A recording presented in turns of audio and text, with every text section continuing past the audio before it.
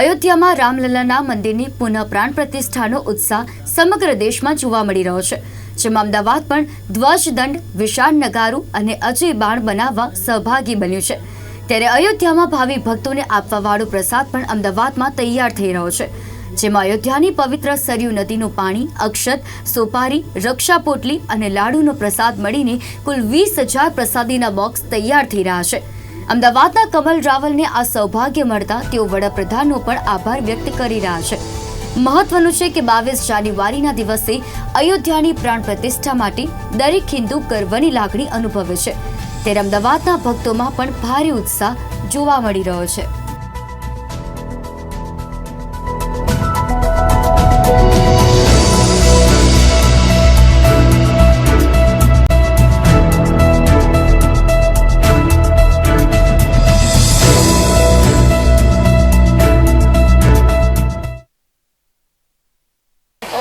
જાન્યુઆરી એક ઐતિહાસિક ક્ષણ ભારતીય માટે અને ભારતમાં વસતા દરેક હિન્દુઓ માટે।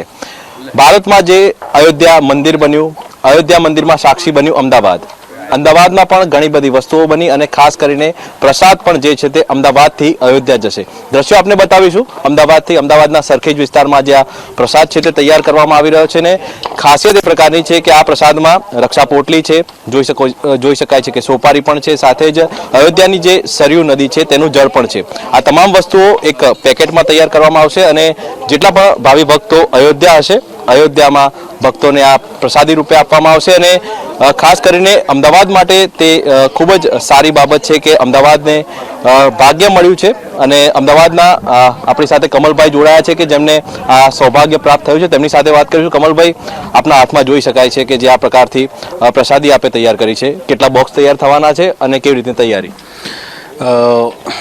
રામ મંદિર ટ્રસ્ટ અયોધ્યા એમને આપણને આ કાર્ય કરવાનો મોકો આપ્યો। કંઈક આપણા કર્મો હશે ને એ કર્મના ફળ રૂપે આ કાર્ય મળ્યું ને જ્યારે આ કાર્ય મળ્યું ત્યારે મને બહુ વધારે પ્રશંસા થઈ કે આ કાર્ય પણ ગુજરાતના લોકોને મળી રહ્યું છે। જેમ કે હું છું પણ મારી સાથે ઘણા બધા લોકો જોડાયેલા છે, અમે બધાએ મળીને આ કાર્ય પૂરું કરી રહ્યા છીએ।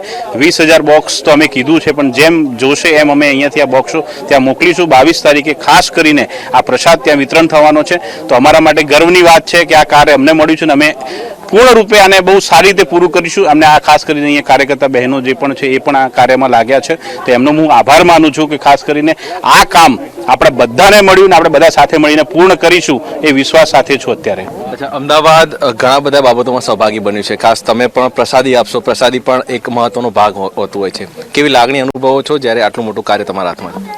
એ તો હવે એવું લાગે છે કે કંઈક આપણે બી એ સમયે રામ રાજ્યના અંદર અમારો બી કંઈક રોલ હશે ને આજે પાછા પુનર્જન્મમાં આ કાર્ય કરવાનો મોકો મળ્યો છે, એટલે બાપ દાદાઓના કોઈ પણ પુણ્ય હશે અને કર્મોના આધીન આપણને આ કાર્ય મળ્યું છે, તો હું તો એવું માનું છું કે આનાથી મોટી જીવનમાં બીજું કંઈ ન મળે તો ચાલશે, પણ આ જે મળ્યું છે એ અમારા માટે બહુ મોટી વસ્તુ છે।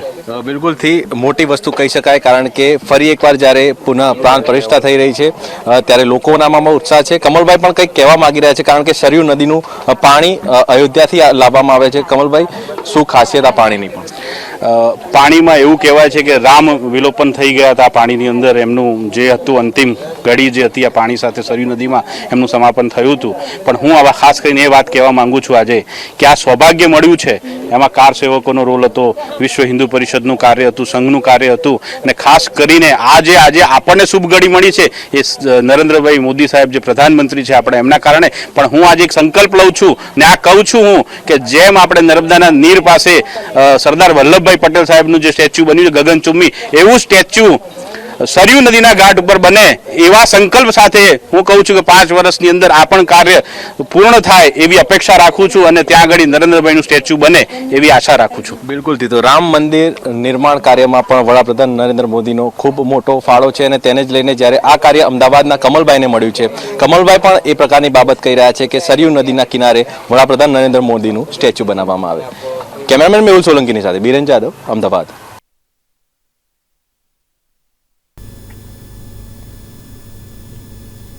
આરએસએસ, વિશ્વ હિન્દુ પરિષદ અને બજરંગ દળ દ્વારા શ્રીરામ જન્મભૂમિ તીર્થ ક્ષેત્ર અયોધ્યા